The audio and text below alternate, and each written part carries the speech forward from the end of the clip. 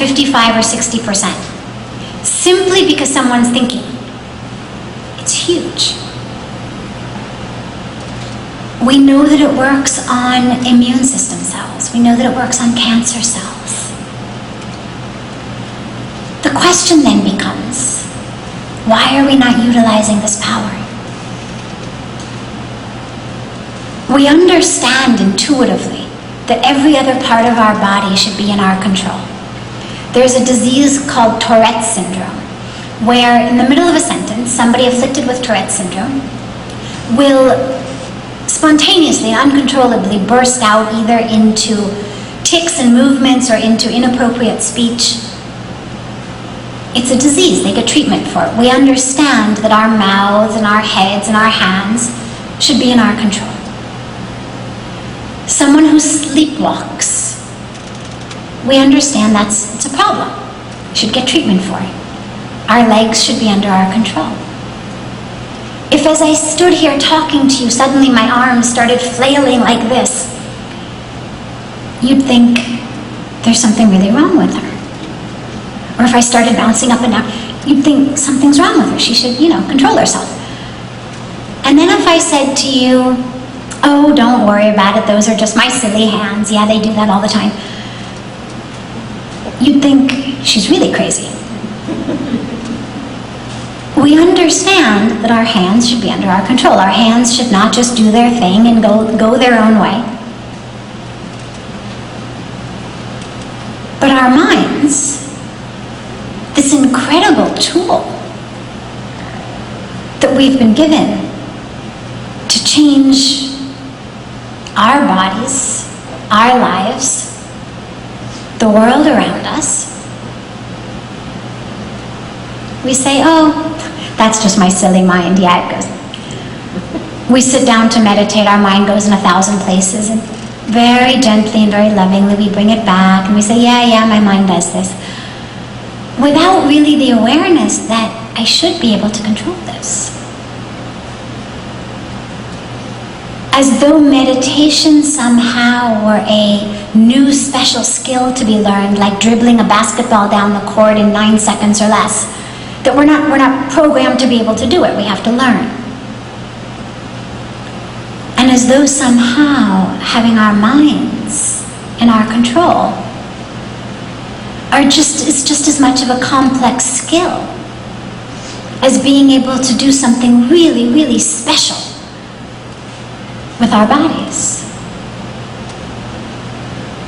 But all we're saying, we're not saying let our minds turn somersaults and we should be able to make our minds do tricks, or I should be able to, raise the chair just by looking at it.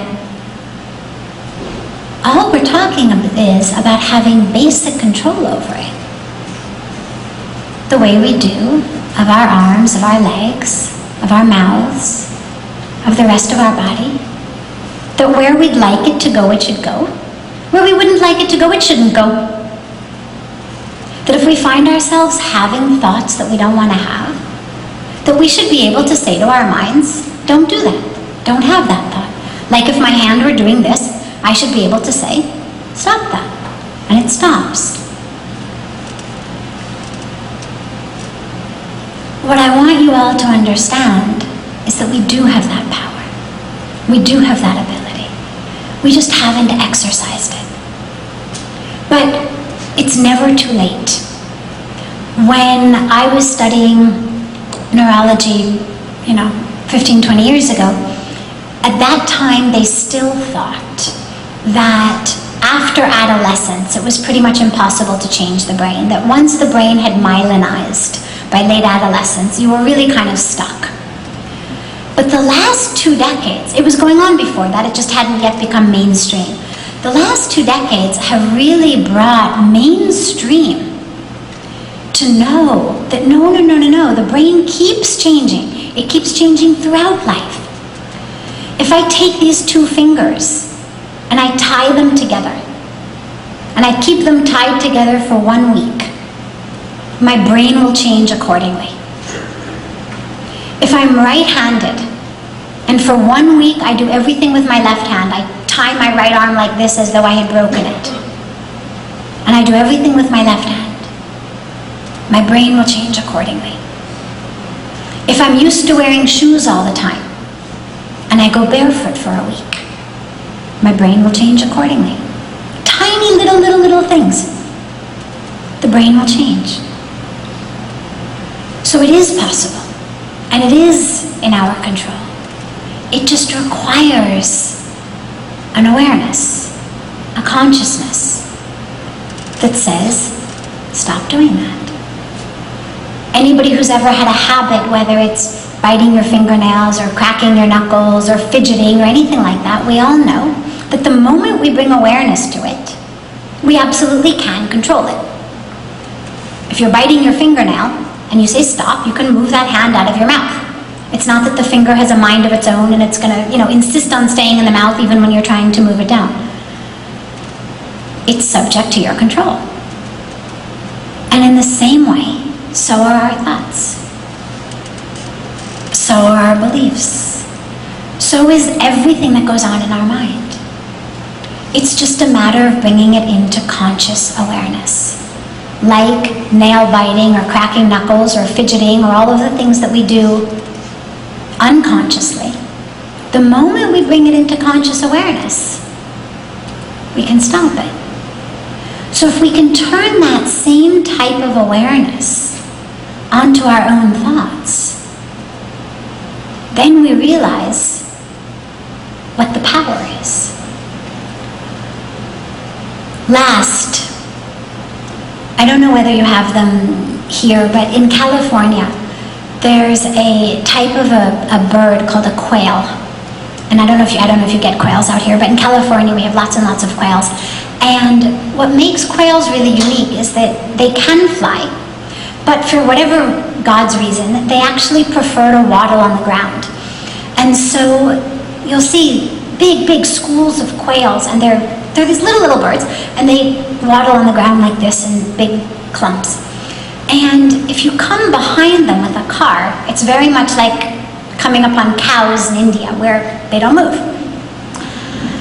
But the cow doesn't move because it understands somehow intuitively that this guy's not going to run me over, because he understands something really bad will happen to him this life, next life.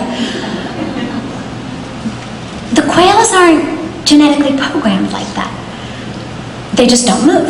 And you honk your horn, and you honk your horn, and you honk your horn. Most birds, as we all know, if you get slightly close to them, they'll fly away. If you've ever had a bird in your backyard and you want to try to get close, within many feet, they immediately fly away. But these quails will just keep waddling and waddling and waddling and waddling, and you're driving behind them, and you honk the horn and honk the horn. And somehow, just before your bumper actually would hit the closest quail to you, one of them in the group somehow gets the idea, I can fly. And it flaps its wings and it shoots up into the sky. And at the exact same moment, all of the other quails do the same thing. So just at that last moment, they all manage to stop waddling and to fly. And you watch them, and the first instinct is, you stupid quails, like, if you could fly, why in the world do you spend your lives waddling on the ground? Why do you wait until the last minute when we've been honking and honking and honking?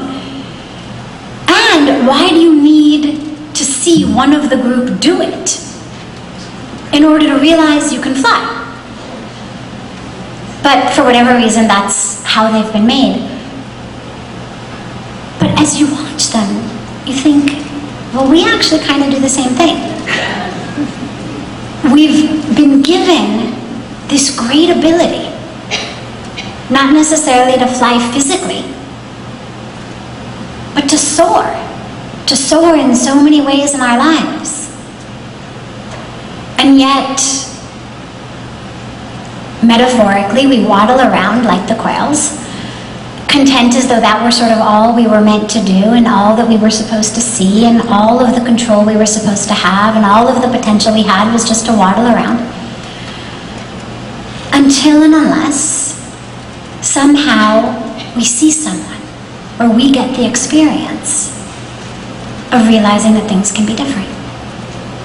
And what I want to share with you today is that it can be different. This mind, our thoughts, our psychology, and my PhD is in psychology, so I've seen all of this from the Western side.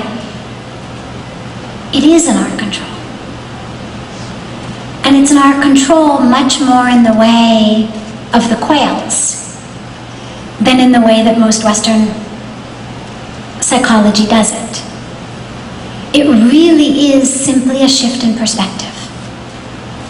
That's all it takes, these quails. One moment they think they're waddlers, and somehow something shifts in them, and then they know, oh, I'm a bird. And that really is for us what it takes. It's just that shift in perspective that says, oh yeah, this thing that's controlling my life, this thing that I always thought was not in my hands, that I thought the best I could do was to sort of quiet it for a while, sedate it, numb it. It actually is my greatest tool. It actually has the ability to change my internal world, my physical world, my external world, and my whole life. Thanks.